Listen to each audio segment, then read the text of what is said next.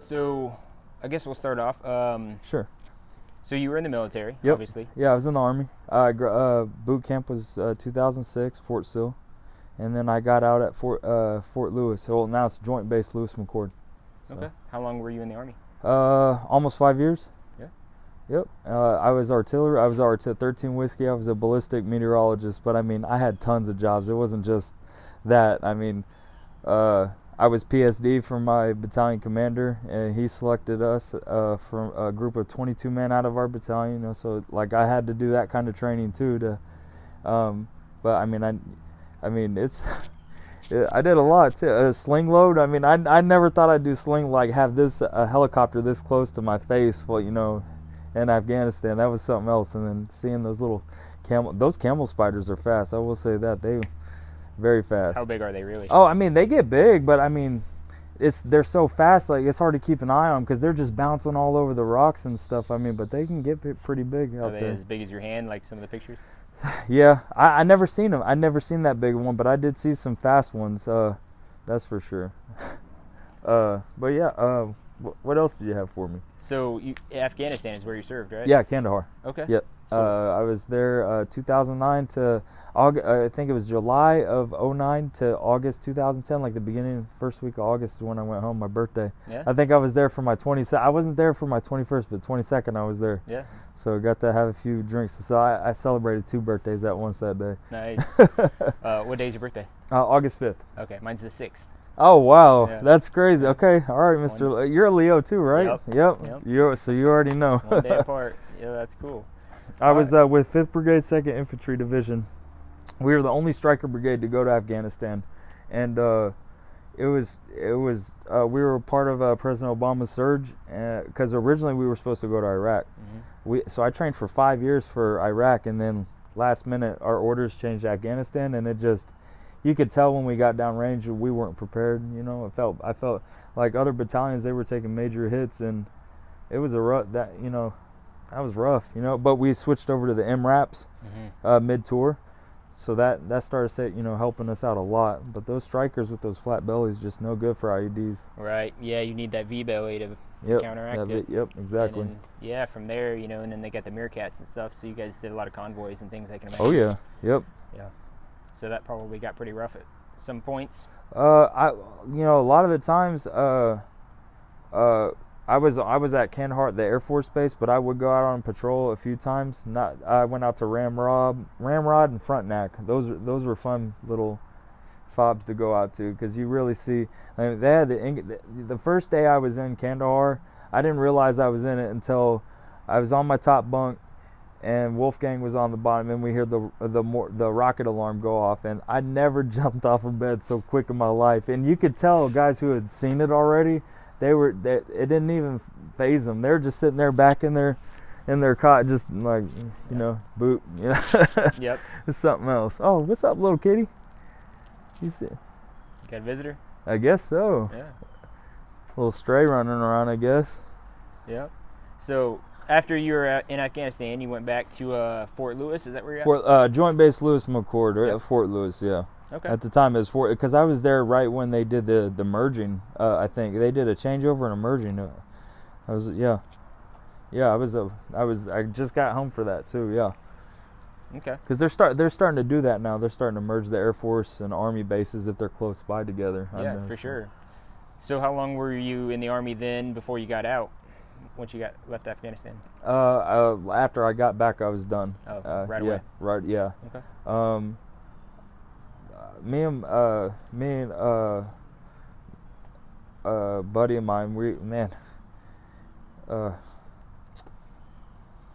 it's like Kandahar was always, you get relaxed out there, and then like that's when stuff almost gets close. Like I was at the gym, and a mortar hit the laundry facility right next to me when me and my buddy Sergeant Sherman were leaving. And I didn't realize how close to death I was. I mean, it was pretty loud explosion. It was something else. But most of the time it's just hit or miss. Like we'd have incoming stuff, and yeah, it was you never expected it to land close until you're like just relaxed, nonchalant, doing what you got to do. Yeah. And then, yeah. Very dusty over there too, especially that poo pond. That, oh man, that place was something else. Yeah. So what else you got for me? So you got out of the Army. Yep. So what did you do when you got out of the Army? I went in. I was trying to. I was doing CO. First, I did CO work, and then I had to. I got divorced. It's one of the many unseen wounds of war, I guess you'd say. I got divorced. I moved around a lot trying to find my footing, and tried different jobs. Everything from like I was doing corrections, and then I was doing DJing, and I was working at a really really nice 5-star restaurant, like just not the like cooking the the prime rib and stuff, but I mean it was so like I was all over the place. And then I moved here to Wichita about 2 years after I got out, just because I grew up here as a kid. I went to Menahall, and then first it was Menahall, Coleman, then Truesdale, then Southeast, then East, then Heights. I mean, I moved a lot as a kid. Yeah, you did. But I stayed here in Wichita the longest. So like when I joined the military and then I got out, I felt like I didn't feel at home anywhere until I got back to Wichita. And I stayed here I got here in 2012, I believe. Yeah. And so I've been here ever since. And now,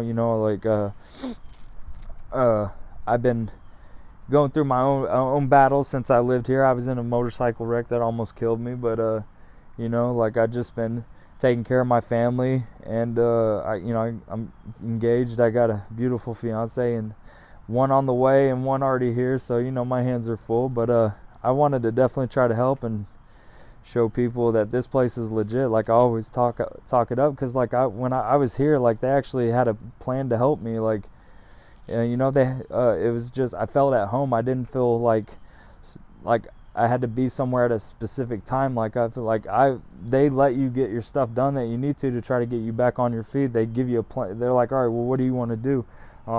This is my plan. I'm trying to save up enough money to get my own place and find a job, and they'll actually help do that. Like the women here that run this place, they're like go-to women. Like seriously, They are. You really feel like a sense of help whenever, like ever since I've known those ladies, they've been here trying to help us, and that's all they want to do. They just want to give back to the community and give back to the most people that have really sacrificed everything for their country.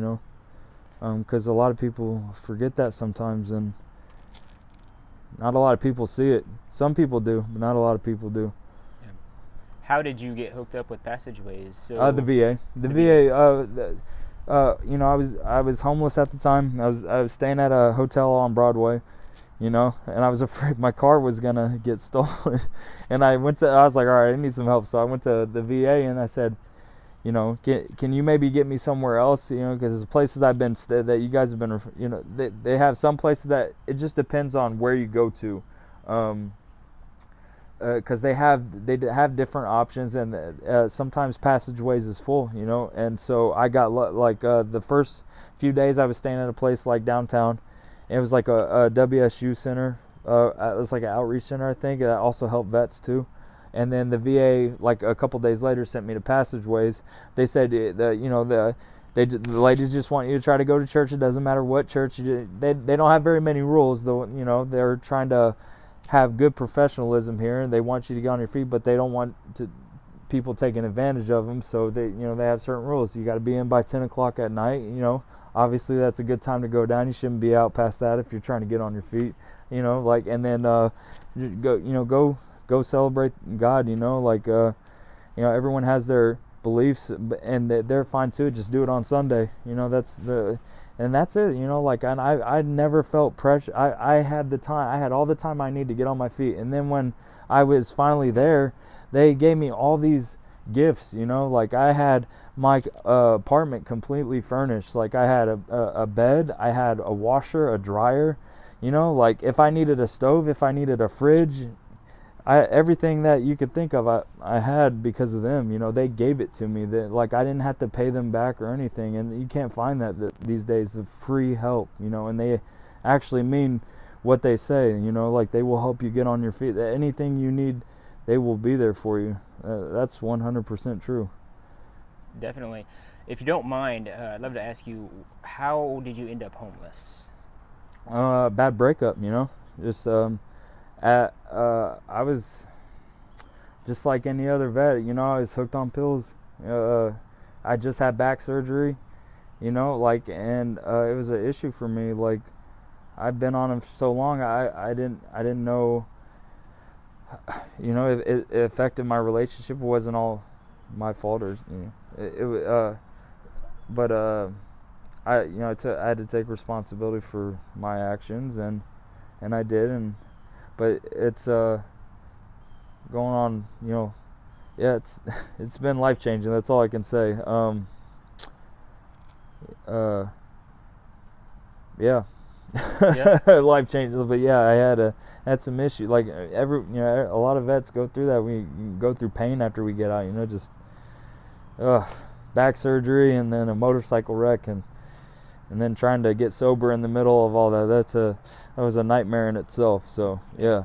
Definitely. But I did it. You know, I didn't have to go. You know, sheer willpower. But, you know, like, everyone needs help every now and then, and I'm glad I found it when I did. You know. Definitely. So, if you had any advice to other veterans, you know, maybe somebody who's just getting out of the military, what would that be? Take it one day at a time. You're not going to get everything done right away the same way you would in the military, so you just take a breath, you know, and try to master your emotions, because people will try to. In this day and age, it's a lot of people out there are angry, and we need more love. You know, like, everyone's just so amped up, and you know, we just need to just chill out, you know, because when I got out, I didn't, you know, everything just hit me at once, you know, and bad luck's, you know, with every storm, there's always you know, cloud break. You know, there's always the ups and downs in life, and you just gotta not let it affect your emotions, cloud your judgment. You know, that's all I can say. I mean, because everyone has different experiences, and that's the best advice I could give, is just know that, you know, like, take it one day at a time. My sergeant major used to say, "How do you eat an elephant? One bite at a time." And so that's always kind of stuck at me. It's just like, try to get one little task done a day. You'll be good to go. So. Awesome. If anybody's listening to this who might be a homeless veteran, what would be some good advice for them? You're not alone. There's help out there. You gotta take that initiative to go find it, you know, because it's there. But you gotta help. The help's there. You just have to get up. You know, the hardest part is getting one foot in front of the other. But if you do it, there's someone at the, you know, finish line with their hand out if you need it. That's I mean, there's help there. You got to know where to look, and you got to ask around. Go down to your VA, and you know, nowadays there's a lot of outreach programs and a lot of people there willing to help. You just got to know where, go to your VA. You know, that's how I found this place.